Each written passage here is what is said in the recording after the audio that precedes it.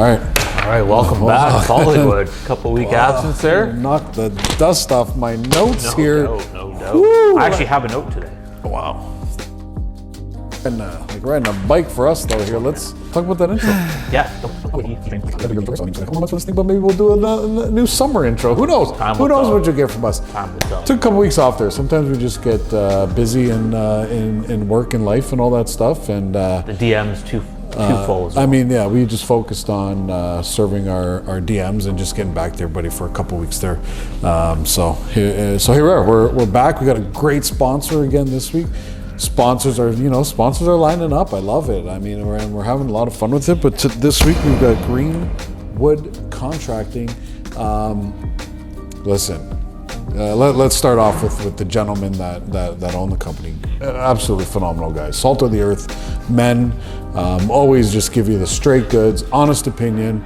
And then we'll get into the workmanship and the craftsmanship. That is second to only none. Next level. So, and I've done personal work. They did the fence actually at our office. I've flipped a house with them before. I've seen the work that they've done at their own places and other friends and families' places, and I can definitely attest to. Yeah, it's not easy to find good quality, trustworthy contractors in this market. It's a super busy market. Everybody's busy, so yeah, we can vouch for these guys. Absolutely. 100%. Greenwood Contracting. We're talking decks. We're talking fences. Okay. Lumber's coming down, by the way. 30% drop. Absolutely. So we're talking decks. We're talking fences. A little bit of decks to see out there. We're talking basements. We're talking kitchens. We're talking windows. We're talking garages. Garage mahal. Who doesn't want a garage mahal? So all that stuff, siding, whatever you can think of, these guys, they're absolutely phenomenal. They're in the mix, for sure. So I'd love to spend 15 minutes just talking about Matt and Nate Gignac and their whole program that they got going over there. But you know what? Appreciate you guys and appreciate the sponsorship. WESPN. You know what we like to do here? We like current market conditions. Yeah. That's what we love to talk about. Yeah, definitely. The 300 to 500K range. Let's get some insights on that, Paul. All right, guys. Buyers. If you're out there and you're still on that grind looking for a house, I think now's the opportunity to just be the most active that you've been as of recent. It's not January, February, March, or April. And for that matter, it's not the beginning of May anymore, okay? So more product has come to market. That results in more options. We cleared out a lot of the buyer pool that is out there. If you are looking for a house right now, there's the opportunity there for you. Now, only thing you have to manage right now, the hard part is we're seeing offers that, as opposed to having 12 offers, there's 2 offers. Mm-hmm. There's 3 offers. There's 4 offers. Under 5 gives you a great shot. So that's what we're seeing right now. Some properties, we're the only offer on the property with our buyers. Now that wasn't happening January, February, March, ever. So nothing. It is not. Now, one of the questions I keep getting is, are prices coming down? Is this the beginning of a new market where prices are dropping? And I don't think we see that necessarily happening. I think what we're seeing is prices decelerate. They're rising less quickly. Yes. Which does make it much easier as a buyer. I think that's a great way of putting it. We now have the comparables to know what things are trading for today, recent. This feels like before COVID, where before COVID, the past 4 years, if I took 4 graphs for each year and laid them all on top of each other, they would almost mimic each other. So we'd go January to May. You would be at the top, left axis, units sold, right or bottom axis, month.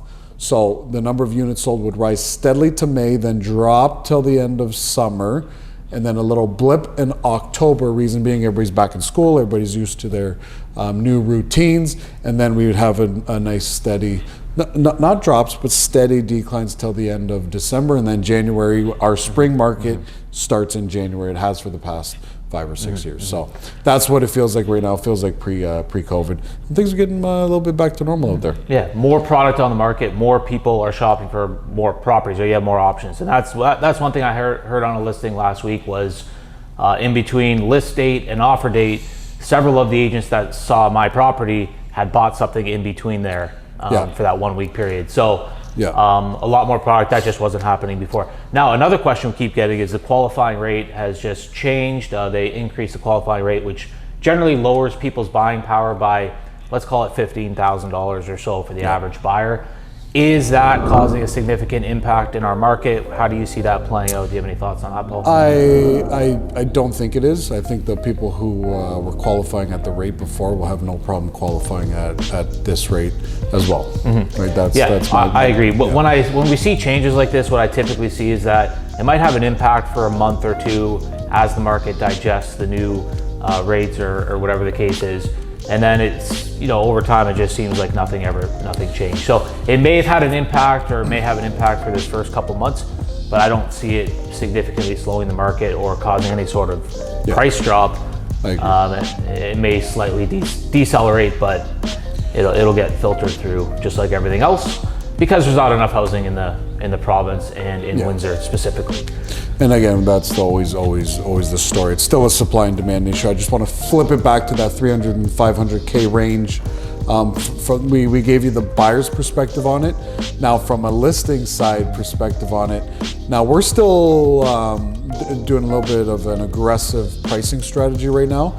But if this repeats itself like it did before COVID, I would actually flip that strategy and list it more towards what our expectation is. Because the toughest part buyers are having right now is that in that price range, although there's opportunity there and there may only be one or two offers, we still have to manage the seller's expectations and what the seller wants. And when there's one offer on a property and you still offer 20 grand over asking price and you get countered 100 grand higher, that leaves a bad taste in the buyer's mouth and they just typically walk.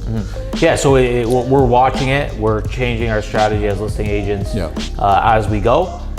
Some people have to sell, right? And if you have to sell, then you have to make sure that you have the right strategy going in. We're still staging our houses. We're still prepping them for the market and doing all those things right as well to make sure that you do get top dollar.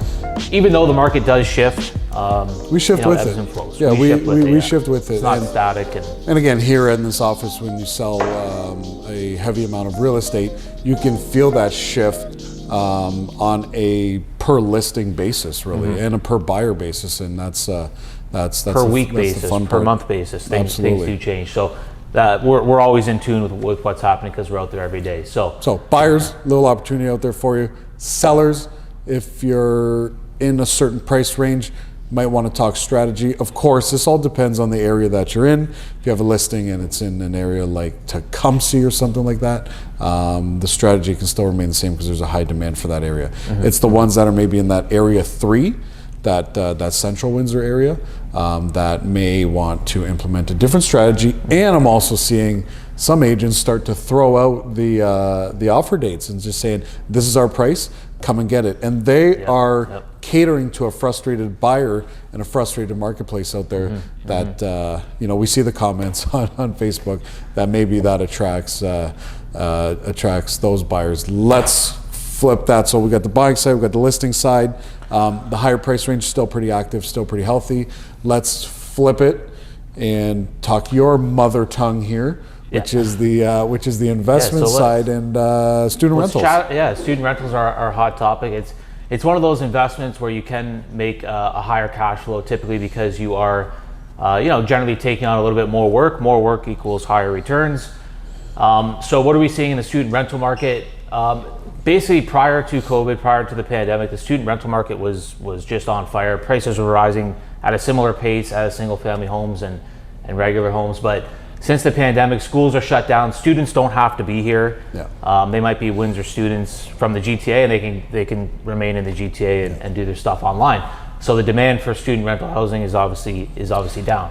Now, do I see that continuing indefinitely? Well, that's my big question for you. Like from you who's tuned in there, what is it forever changed, or is it slowly going to come? Well, here's where I look at it. Do you think the government wants students not to go to the schools, right? These are government institutions. They're tied into immigration policy. They're big businesses, right? So I don't foresee the University of Windsor or any other university saying, "Oh yeah, everybody can just study from home," right? I think they're going to mandate that students are here. If I was a betting man, that's what I would bet. So I don't think this is forever. And if you are a student rental buyer, which I would caution a lot of people against it, student rental investing, unless you know exactly what you're getting into, because like I said, it can be more work, right? You have to lease it every year and all these other things. But if you are looking for student rentals, now would be the time to buy. There's just less demand out there. generally what people do is they wait for things to clear up before investing, and by then, you know, you're typically going to pay a higher price. So another factor here limiting demand is the new licensing requirement that the municipal government just announced. Basically, yeah. What are the Coles notes on that? Yeah, so to operate a rental property in those wards, the West Windsor wards and the student rental wards, you have to have a license to operate those, and with those licenses come safety checks, fire checks, and those types of things. And as we know, there's a lot of not so legal bedrooms around there.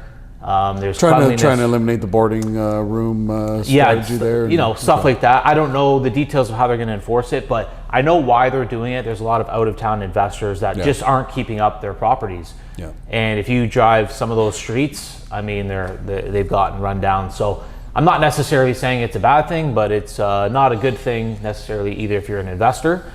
It might increase your cost a little bit. I know there's a licensing fee. But that'll typically get rolled into the rent, and you can make it back in other ways. So right now it's kind of the perfect storm for opportunity, depending on your perspective, if you want to get into a student rental. And if you do, I would say don't wait until the pandemic is over and schools are humming again, because the demand is going to be right back to where it was. One of the few opportunities that are out there in this real estate market. Big time. Still a very active, still a very busy market, but again, opportunity is always out there no matter what market we're in. Before it was a new construction opportunity. We're seeing a lot of these new construction projects raise their prices just because of construction costs. And then now the opportunity, if you're in that 300 to 500 range, little pocket of opportunity there for you. Yeah. Opportunities shift as well, right? Yeah. Sometimes this is the opportunity, sometimes that's the opportunity. Right now it is the 300 to 500K range as a buyer. Actually, like we said, you know, what's the most competitive right now that we've seen? 850 to 1.5 million. It's crazy. You know, there's a property listed at 1.25 million last week that had 17 offers on it. Yeah. And it sold $300,000 or $400,000 over asking. So it's actually become the most competitive, and I don't see that changing anytime soon. And we've been talking about that for, I think we're on week 6 here, where you know, for a Windsor market, for a guy who's been selling real estate here for 14 years, I remember $1 million properties were, you know, feather in the cap if you had one of those under your belt, and especially if you were the seller of it. But that's a big market right now. Yeah, it's becoming pretty commonplace to see a $1 million sale daily for sure. Yeah, definitely. If not every other day. Yeah, so I guess that wraps up the week. Glad to be back. Yeah, glad to be back. There's your market report. Happy Friday, everybody. And Greenwood Contracting, thank you so much. Love you guys. Really appreciate you guys. If you guys are looking to sponsor the show yourselves, just reach out. We'd love to show you some love, just like everybody's been showing us love on WESPN. The Real Estate Network. Oh, we should have showed our shirts we got. Next week we're going to show you some shirts that we just got made that they're floating around there. Maybe we'll do a giveaway for those. Yeah, major hype. Thank you guys. Have a good day.